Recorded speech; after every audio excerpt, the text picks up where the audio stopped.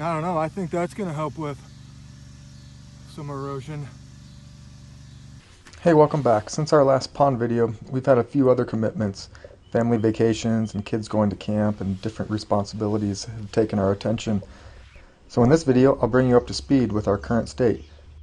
In our last video, we toured the pond from the drone to give an aerial view of the erosion damage. Here are some up-close shots to see what moving water can do to bare clay. This has been our biggest challenge, and so in this video we take some measures to help slow the erosion. We install the erosion socks, we dig some trenches to help channel the water through irrigation tubing, we plant some grass seed, and one of the most exciting pieces is that we bring the water down to the pond edge, and that involves a ditch witch and boring a hole into the basement.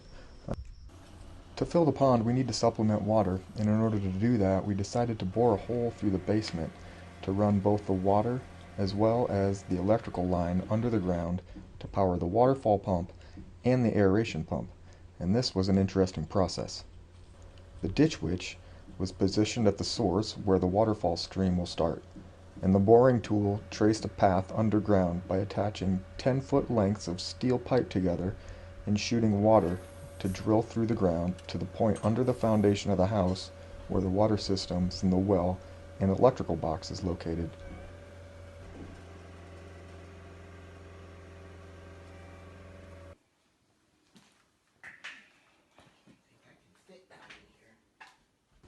Here the contractors cut a hole in the foundation and dug enough dirt out to create a pocket for the ditch witch to hit. Nice shot, Justin. You found it. So here they're getting ready to attach the 2-inch water pipe as well as a 1.5-inch conduit for the electrical line. They stick this mesh wire, I don't know what you call this thing, but it's got a U-bolt with a clevis so that it can spin as the boring tool pulls it back through, retraces the path that it had just bored into that underneath the foundation.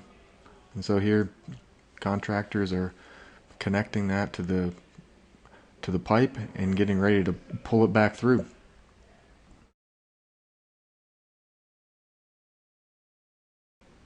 Here they're just pulling it back one section at a time, a 10-foot section. They're gonna unhook the steel pipe, feeding each of the poly pipes a little bit at a time, kind of like you're fishing electrical wire through your studs, but through the earth. Just putting each pipe back on the rack, one at a time. Man, isn't it true that every job is easier if you've got the right tools? This is the right tool. In here they're pulling the anchors up so that once we get to the end of it, you can just lift the machine up and pull it the rest of the way out. And that way we've got our channel right to the pump room. And they're taking off those connectors.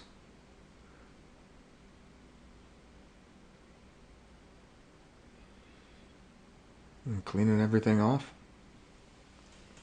And we're set to go. We got the water line and a second conduit, I think that one might be a 1.5-inch water line for conduit for the electrical. Run underground, under the foundation, back into the utility room, into the house where the electrical panel and where the water pump is. I know this is overkill, but That's what we do. Alright, so we're going to turn the water on for the first time. Jeff's in the basement, turning the well pump on. We've got irrigation tube, and this is the moment we've all been waiting for. Guys, here it comes. 3, 2, 1.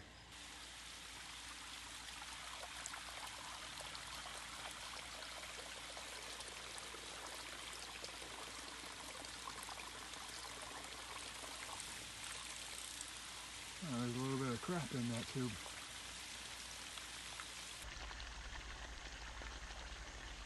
That's pretty satisfying. There's pond level.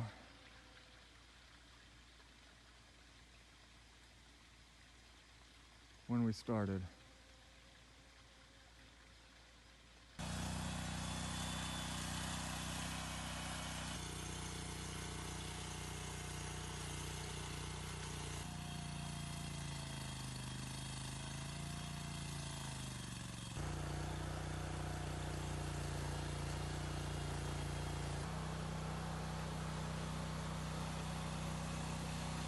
The drain tiles from the eaves go down through the yard through these 4-inch corrugated irrigation pipes, and we join those 4 into a 2 4-inch corrugated pipes with a trencher, buried it all the way down to the lake. Got those pipes down to water level. So that'll help tremendously with all of this stuff here.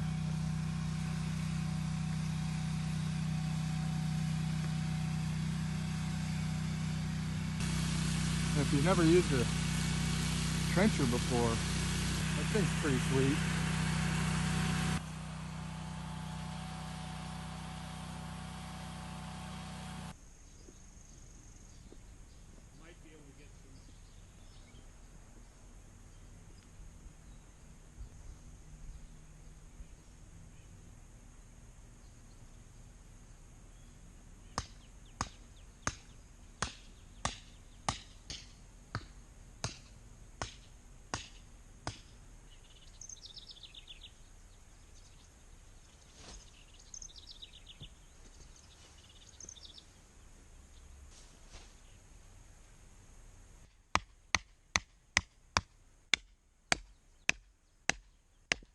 The builder was busting out a driveway and wanted to know if we wanted some extra clean concrete for erosion control and other structure to put in the lake, so we had him dump it there. We'll figure out where the best place to put that is right now, but for now it's just kind of helping to slow the erosion where the water flows in. And we got some erosion socks, put those on some slopes. We'll see if that helps, but we also put some annual rye, planted some annual rye on that slope.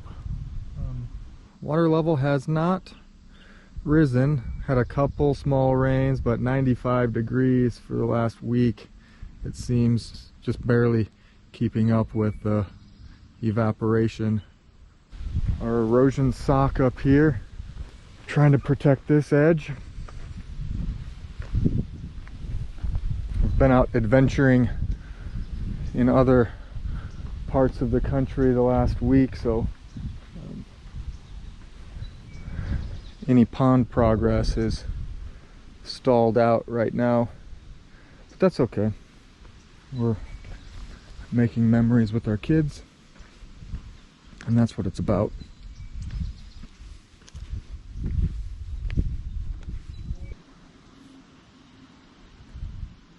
So we got the pump turned on, 5-horse well pump installed, pumping at 35 gallons a minute, and we'll see what that can do. We've realized that when the well pump is on full blast filling the pond, there's no water pressure in the house. So that is going to be a problem. The ladies aren't too fond of that, so we'll have to only run it at certain times to balance that out.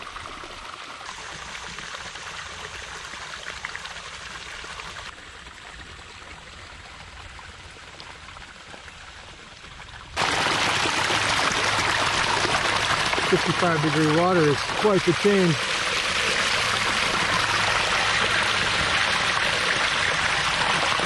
I decided to install a trail camera to capture wildlife on the dam and also capture a time lapse of the pond level filling up. Be sure to subscribe to our channel so you're able to follow along with us and see the progress as the pond fills. And could you also do me a favor? Turn on the notifications so that you're alerted when we post future updates. It really helps our viewership with the YouTube algorithm. So until next time, thanks for watching. We'll catch you on the next one.